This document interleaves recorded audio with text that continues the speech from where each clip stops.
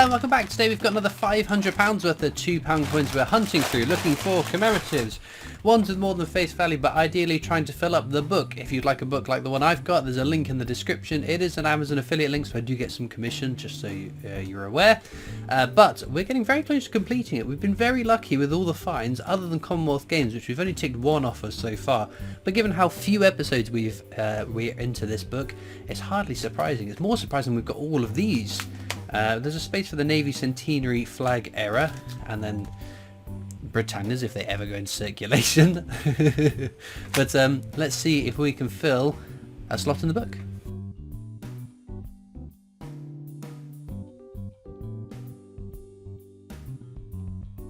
Into bag number one then. Let's see what we can find. So this is Technologies. It's the definitive design up to 2015 before it changed to the Britannia. There are some years it's lower minted than others, just not low enough that I think that they're worth keeping. And bag number one is a case of the Diddleys. And as I keep talking about, 2023 is the start of a new series of definitives. We've had the Shield of the Royal Arms since 2015. Since 2008 even, sorry, and the Britannia's on the £2 since 2015. There's the Abolition of the Slave Trade. It's a fairly common coin. That's the circulating variant. There's the smooth textured inner part of the coin variant of it, which didn't get put into circulation, just collector's sets, which would be a lovely coin to find. There we go, smidge over face value, Shakespeare's Tragedies. The Shakespeare's are a bit weird. They sort of vary from being a smidge over face value to being quite a bit over face value, averaging out all the prices. Obviously the prices I get, I look on eBay at recent sold listings, not listed listings, because you can list whatever you want at whatever price, and there's no indication of what something is actually worth. But sold listings is what I go off of. Right, we check the edge inscription on this. What a piece of work is a man, so that is correct. No edge inscription error on that. We have found one edge inscription error in the past, which is a very cool coin to find, and I haven't managed to replicate that ever since. But I know they're out there because I work for the Britannia Coin Company, as many of you know, and we have had them come in the past. There's another Abolition of the Slave Trade.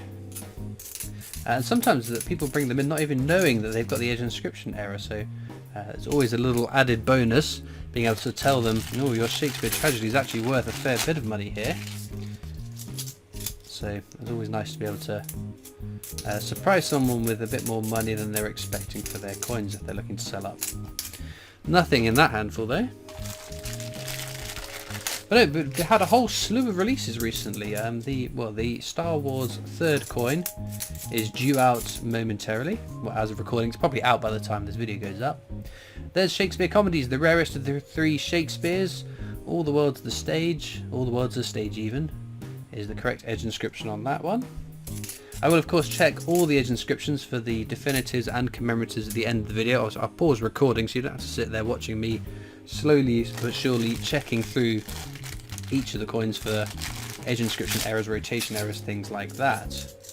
But no, I'm excited for the next Star Wars 50p. I'm very interested to see if they manage to rush out the fourth one before the end of the year, because I'd quite like the 4 coin set to be all the same year. I could take it being like Harry Potter, 2 this year, 2 next year, but I can't take 3 this year, 1 next year. That's just messes with the feng shui, doesn't it?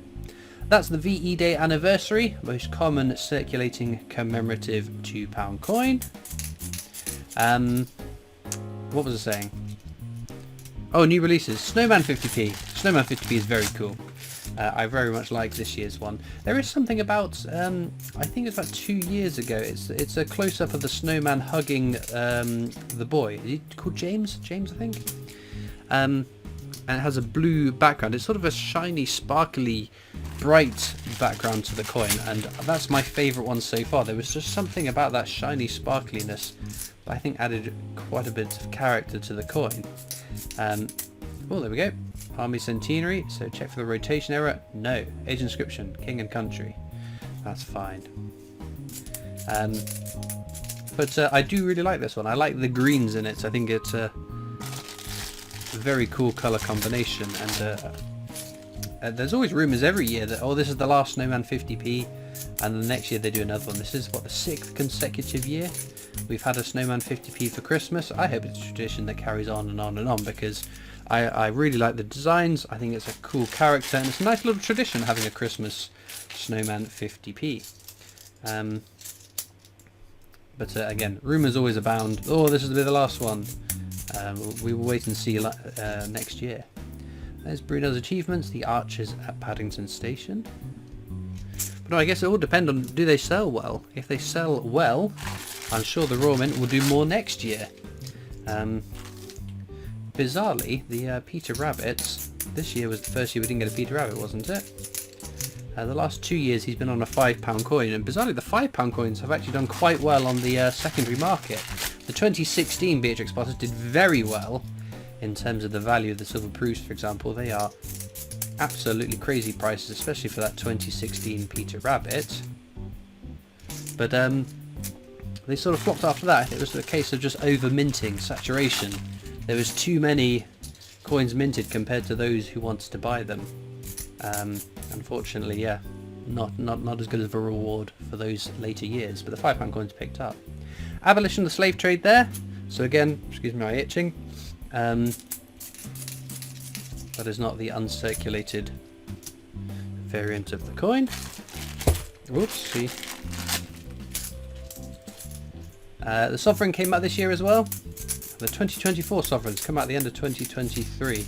It's worth pointing out that it's quite common at the end of the year for some of the last coins to be released are dated for the following year. I don't know why that is. I think it's just a case of that's what they've always done and that's what they are going to continue to do. So like the Lunar Year coin comes out before the actual change of the year. There's another Army Centenary. There was no rotation error on that one. King and Country, so that is fine. I mean, the Lunar Year does make sense because if you are celebrating the new Lunar Year, you want to be able to buy the coin in advance.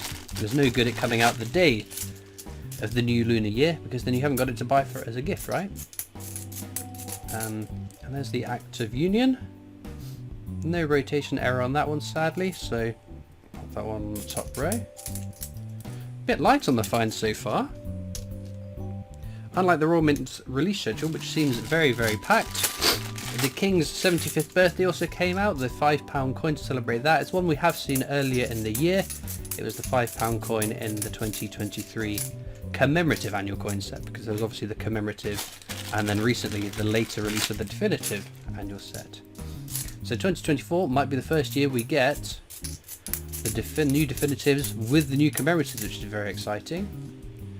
Wireless transmission, Marconi's transmission, a fairly common coin. But if you look at the Royal Proclamations, there's a good indication of some of the coins which could be in next year's annual coin set as some commemoratives. My picks are the RNLI 50p and what seems to be the Team GB 50p ready for the Paris Olympic Games next year. Just given the description, I might be right, might be wrong.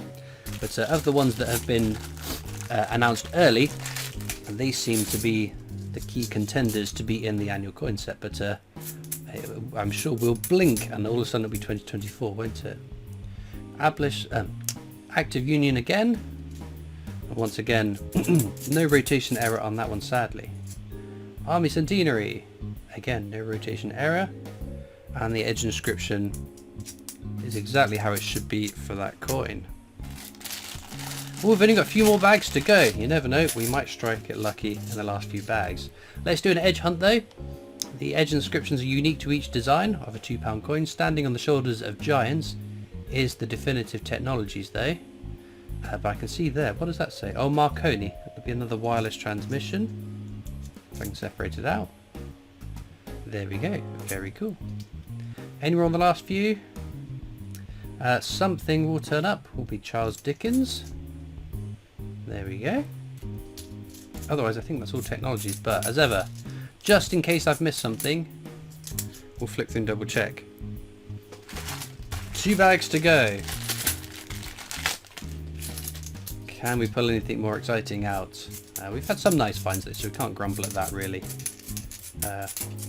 Not quite the variety we would tend to find over a £2 coin hunt, but I've yet to go through all the coins for any errors, which might add some very cool coins to the roster. Well, as ever, links are in the description to my coin collecting Discord server if you want to come over and join that. There's also links to my social media channels, the PO Box address if you want to write into me, and of course the Britannia Coin Company's YouTube channel, who I work for as my day job making videos for them, so please do check that out as well. I'm going to whiz through these coins now, see if there are any errors I might have missed throughout the hunt. Okay, so unfortunately no errors found. The star finds are going to go to the Shakespeare duo, I reckon. But let me know in the comments what your favourite coin from today's video has been, and all it leaves me to do is thank you so much for watching. I hope you've enjoyed, and I'll see you next time for more coins. Bye.